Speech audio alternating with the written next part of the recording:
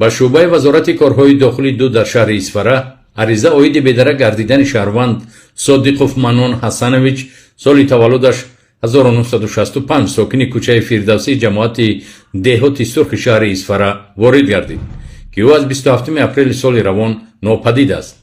аз нишондоди наздикони Манон Содиқов 2 нафар шахси ношинос бо ваъдаи он ки ба ивази $100,000 амрикоӣ писараш Абдусалом Содиқовро ки барои маблағгузории терроризм суд шудааст озод мекарда бошанд ба шаҳри Душанбе даъват карданд. аммо дар натиҷаи амалисозии чорабиниҳои оперативии ҷустуҷӯӣ кормандони милитсия пас аз 5 рӯзи бедарак гаштани Манон Содиқов ҷасади ӯро бо ҷароҳатҳои гуногуни халандаи буранда ки аломати ҷиноят дошт дар ҳудуди ҷамоати деҳоти сурх деҳаи чорбоғи шаҳри Исфара аз таххонаи зери хок пайдо карданд. шахсияти гумонбарони ҷинояти махсусан вазнин аз тарафи милитсия муайян ва дастгир карда шуданд.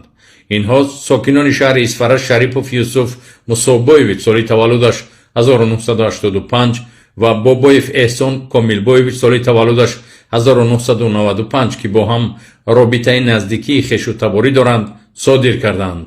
аз нишондоди содиркунандагони ҷиноят нақша ва омили асосии ин ҷинояти махсусан вазнин қаблан огоҳ будани гумонбарон аз $100,000 доштани Манон Содиқов ва бо ҳар роҳе бошад мақсади ин маблағро аз худ кардан буд. гумонбарон Юсуф Шарипов ва Эҳсон Бобоев 27 апрели соли 2026 Манон Содиқовро тавассути автомашини тамғаи BMW рақами қайди давлатиаш TJ3377ZZ02 ба самти шаҳри Исфара бурда дар дохили автомашина бо мақсади содир кардани ҷинояти ғоратгарӣ дасту пои ӯро баста $100,000 ҷабрдидаро аз они худ карданд. сипас гумонбарон барои мин ба дошкор нагаштани кирдори ҷиноятии худ бо истифода аз корт 9 маротиба ба узвҳои махсусан муҳими Содиқов манон зада ӯро ба ҳалокат расонида зери хок пинҳон карданд. تو خودم نخواهم تا تمام کنم تو مقصدم قصون طلب کردی من گفتم که کار نشد دیگه